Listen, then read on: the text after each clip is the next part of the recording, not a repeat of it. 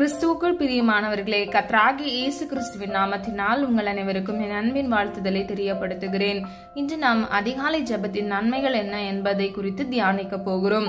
முதலாவது, இயேசு அதிகாலையில் ஜெபித்தார். ஆதார வசனம் மார்க் 1:35. அவர் அதிகாலையில் இருட்டோடு எழுந்து புறப்பட்டு வனாந்திரமான ஓரிடத்திற்கு போய் அங்கே ஜெபம் பண்ணினார். ஹல்லேலூயா. பிரியமானவர்களே, அநேக இடங்கள்ல நம்ம கர்த்தராகிய இயேசு கிறிஸ்து தனிமையில் போய் ஜெபித்ததை நம்ம பார்க்கிறோம். கர்த்தராகிய இயேசு கிறிஸ்து பிதாவாகிய ஒரே குமாரனாக இருந்தார். அவரே ஜெபிக்கும் பொழுது மானிடராய் இருக்கிற நீங்களும் நானும் எவ்வளவு அதிகமாக ஜெபிக்க வேண்டும் என்று யோசித்து பாருங்க. அது மாத்திரமல்ல, இந்த வசனத்தின்படி அவர் அதிகாலையில் இருட்டோடு எழுந்து, அதாவது விடிந்த பிறகு அல்ல, அதிகாலையில் அந்த இருள் சூழ்ந்த சமயத்தில் அவர் இருட்டோடு எழுந்து வனாந்திரமான ஒரு இடத்தில் போய் ஜெபம் பண்ணினார். அப்போ இன்னைக்கு நம்முடைய வாழ்க்கையில குடும்ப ஜெபம் மிகவும் அவசியமாக இருக்கிறது. அது மாத்திரமல்ல, தனிமையாக நாம் ஜெபிக்க வேண்டியது மிகவும் அவசியமாக இருக்கிறது. 88வது சங்கீதம் 13வது வசனத்தின்படி, நானோ கர்த்தாவே உம்மை நோக்கி கூப்பிடுகிறேன், காலையிலே என் விண்ணப்பம் உமக்கு முன்பாக வரும். ஹல்லேலூயா. பிரியமானவர்களே, இந்த வசனத்தை தாவீது சொல்லுகிறத நம்ம பார்க்கிறோம்.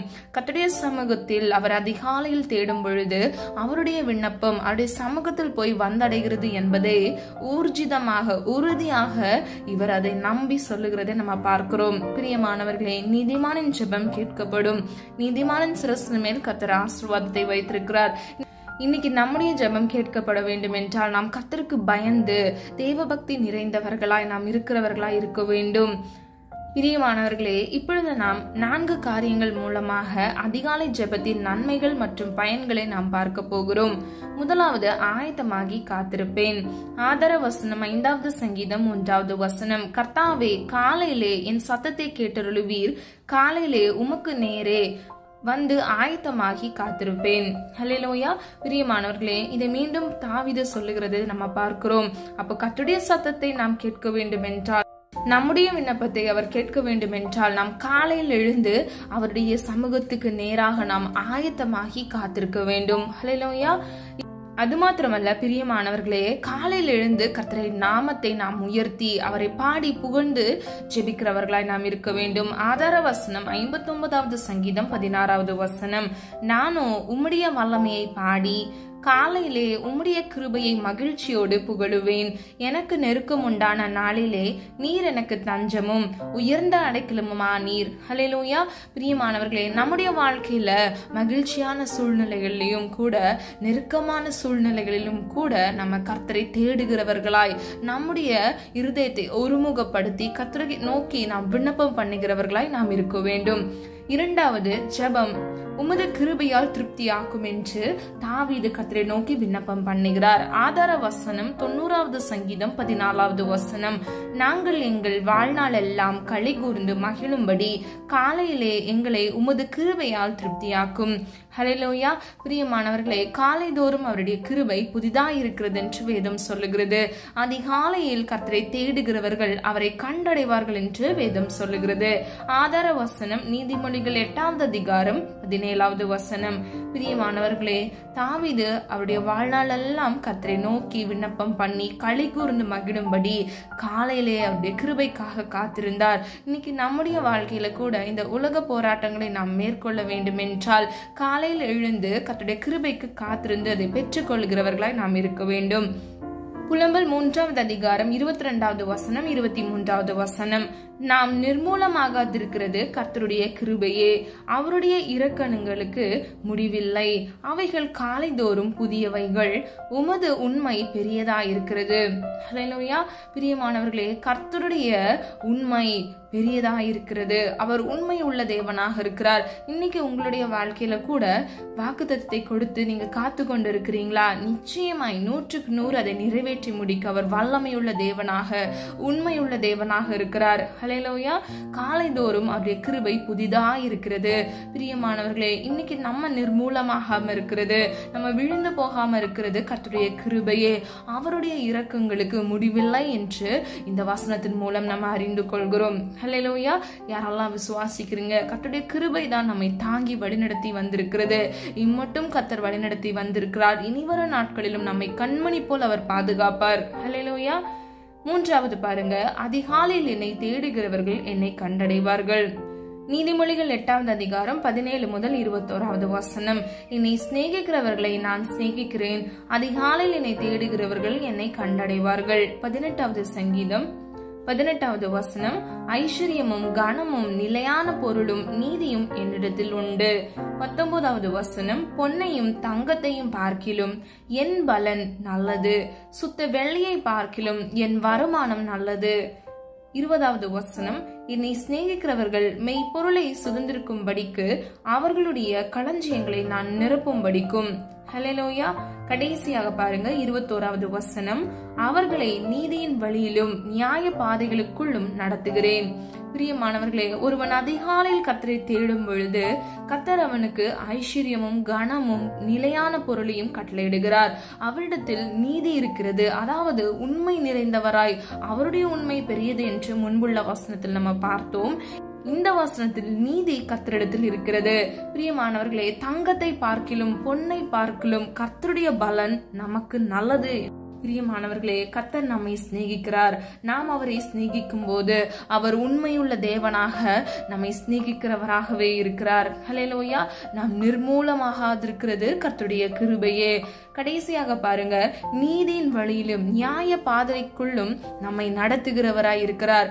பிரியமானவர்களே, இன்னைக்கு நீங்க ஒருவேளை உங்களுடைய சுய சித்தம் செய்து உங்களுடைய வாழ்க்கையில கஷ்டப்படலாம். ஆனா கர்த்தர் இன்று உங்களுக்கு சொல்லுகிறார், நீங்கள் அதிகாலையில் கர்த்தரை தேடும் பொழுது நிச்சயமாக அவரை கண்டடைவீர்கள். அது மாத்திரமல்ல, அவர் மீண்டும் உங்களை நீதியின் பாதையில் வழிநடத்தி செல்லுகிறவராய் இருக்கிறார். ஹல்லேலூயா. நான் எப்பவுமே அடிக்கடி சொல்லுவேன், விழுந்து போறதை விட விழுந்து போய் அப்படியே இருக்கிறது தான் மிகவும் கொடியதாக இருக்கிறது என்று. நீங்க விழுந்துட்டீங்கன்னு நினைச்சீங்கன்னா டக்குன்னு எழும்பி ஓடுகிறவர்களாய் கர்த்தருக்கு என்று அவருடைய நித்திய பாதையில நடக்கிறவர்களாய் நீங்கள் இருக்க வேண்டும். ஹல்லேலூயா. பிரியமானவர்களே, கர்த்தர் ஒருவரையும் குற்றப்படுத்துகிறவர் அல்லவே. ஒருவேளை நீங்க அறியாம செய்திருக்கலாம், ஒருவேளை நீங்க கீழ்ப்படியாம நல்ல பாவத்துல விழுந்து போயிருக்கலாம். பிரியமானவர்களே, இன்னைக்கு நீங்க உற்சாகமாக எழுந்திருங்க. அதிகாலையில் கர்த்தரை தேடுங்க. அவர் உங்களை மீண்டும் நீதியின் வழியில் நித்திய பாதையில் உங்களை நடத்தி செல்லுகிறவராய் இருக்கிறார். ஹல்லேலூயா. கர்த்தர் உங்களை அதிகமாக நேசிக்கிறார். நாம் ஒவ்வொருவரும் நித்தியத்தை சுதந்திரித்துக் கொள்ள வேண்டும் என்பதே அவருடைய சித்தமாக இருக்கிறது. அது மாத்திரமல்ல, நாம் ஒருவரும் கெட்டு போவது அவருக்கு சித்தம் அல்லவே. ஹல்லேலூயா. பிரியமானவர்களே, கடைசியாக ஆசீர்வாதம். மத்தேயு 6வது அதிகாரம் 33வது வசனம். முதலாவது தேவனுடைய ராஜ்யத்தையும் அவருடைய நீதியையும் தேடுங்கள், அப்பொழுது இவைகளெல்லாம் உங்களுக்கு கூட கொடுக்கப்படும். ஹல்லேலூயா. பிரியமானவர்களே, முதல்ல நம்ம தேவனுடைய ராஜ்யத்தை தேட வேண்டும், அதாவது அவருடைய நீதி. கர்த்தர் நமக்கென்று கொடுத்த கற்பனைகளுக்கும் கட்டளைகளுக்கும் நாம் கீழ்ப்படுகிறவர்களாய் இருக்க வேண்டும். அவருடைய நீதியை தேடுகிறவர்களாய் நாம் இருக்க வேண்டும். ஹல்லேலூயா. அப்பொழுது கர்த்தர் நமக்கு கூட கொடுக்கிறார். எவைகளை? உலகத்துக்குரிய தேவைகளை கர்த்தர் சந்திப்பார். ஆவிக்குரிய நன்மையினால் உங்களை திருப்தியாக்குவார். ஹல்லேலூயா. சொல்லப்பட்ட ஒவ்வொரு காரியங்களை ஆராய்ந்து பாருங்க. கர்த்தர் ஆகிய இயேசு கிறிஸ்து ஜெபித்தது போல இருட்டோட எழுந்து அதிகாலை நம்ம ஜெபிக்கிறவர்களா இருக்க வேண்டும். அவருடைய சத்தத்தை கேட்க நாம் ஆயத்தமாகி காத்திருக்க வேண்டும்.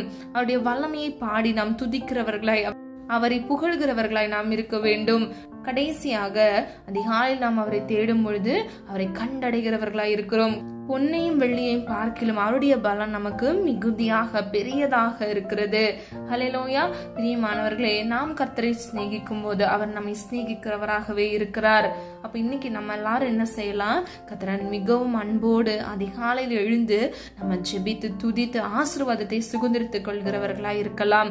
கடைசியாக நம்ம பார்த்தது போல முதலாவது நம்ம என்ன செய்யணும்? இந்த கஷ்டத்தை, பாரத்தை, இல்லைன்னா உங்க வாழ்க்கையில இருக்கக்கூடிய ஒரு பிரிவினையை பார்த்து நீங்க சோர்ந்து போகாம, நீங்க சோர்ந்து போய் இருந்ததை விட்டு விட்டு அதிகாலையில் உற்சாகமாக எழுந்து ஜெபிங்க. ஒருவேளை உங்களால ரொம்ப ஏர்லியா எழுந்திக்க முடியல அப்படின்னு நீங்க யோசிச்சீங்கன்னா, அட்லீஸ்ட் ஒரு 4:30 மணி 5:30 மணிக்காவது நீங்க எழுந்து ஜெபிக்கிறவங்களா நீங்க மாறுங்க. கர்த்தர் நிச்சயமாக உங்களுடைய முன்னிலைமையை பார்க்கிலும் நீங்க அதிகாலை எழுந்து ஜெபித்ததுக்கு பிறகு உங்களுடைய வாழ்க்கையில ஆசீர்வாதத்தை கட்டளையிடுவார். அற்புதங்களை காண கிருபை செய்வார். நீங்க நெடுநாள் விண்ணப்பித்த காரியங்களுக்கு கர்த்தருடைய சமூகத்திலிருந்து அது சீக்கிரத்தில் பதில் வரும். ஹல்லேலூயா. பிரியமானவர்களே, நம்ம எல்லாரும் ஒருமனதான் இணைந்து ஜெபிக்கலாமா? அன்பின் பிதாவே, அப்பா, எங்களை வந்து கரத்தில் ஒப்பு கொடுக்கிறோம் ஆண்டவரே. இந்த நல்ல நாளுக்காக நன்றி செலுத்துகிறோம் ஆண்டவரே. ஒவ்வொரு பிள்ளைகளும் அப்பா அதிகாலையில் உம்மை தேடி உம்மை கண்டடைய இயேசுவின் நாமத்தில் கிருபை செய்யுங்க. இருட்டோடு எழுந்து ஜெபிக்க கிருபை செய்வீராக. ஒவ்வொரு பிள்ளைகளுடைய வாழ்க்கையில இருக்கக்கூடிய எல்லா கஷ்டங்கள், பாரங்கள், ஜெபிக்க முடியாத தன்மைகள், இருதயத்தில் இருக்கக்கூடிய பாரங்கள் எல்லாவற்றிலும் இருந்து இயேசுவின் நாமத்தினால் ஒரு விடுதலையை கட்டளையிட்டு உம்முடைய சமூகத்தில் ஆயத்தமாகி காத்திருக்க, கிருபையால் நிறைந்திருக்க இயேசுவின் நாமத்தினால் கிருபை செய்யுங்க. முதலாவது தேவனுடைய ராஜ்யத்தையும் அவருடைய நீதியும் கை கொள்ளும் பொழுது உலகத்தில் உள்ள எல்லா தேவைகளையும் நீர் கூட கொடுப்பேன் என்று சொன்ன வசனத்தின்படி உம்மை தேடுகிற பிள்ளைகளாக மாறி அப்பா இந்த உலகத்தில் உள்ள அனைத்து ஆசீர்வாதங்களையும் அப்பா சம்பூர்ணமாய் உம்முடைய சித்தத்தின்படி பிள்ளைகள் பெற்றுக்கொள்ள இயேசுவின் நாமத்தினால் ஒவ்வொரு பிள்ளைகளையும் காத்துக்கொள்ளுங்க, கிருபை செய்யுங்க. உம்முடைய நாம மாத்திரம் மகிமைப்படுவதாக. இயேசுவின் மூலம் ஜெபிக்கிறோம் பிதாவே, ஆமீன். God bless you. பிரியமானவர்களே, இந்த வீடியோ உங்களுக்கு பிடிச்சிருந்துச்சுன்னா லைக் பண்ணுங்க, சப்ஸ்கிரைப் பண்ணுங்க மற்றும் பெல் ஐகான் கிளிக் பண்ணுங்க.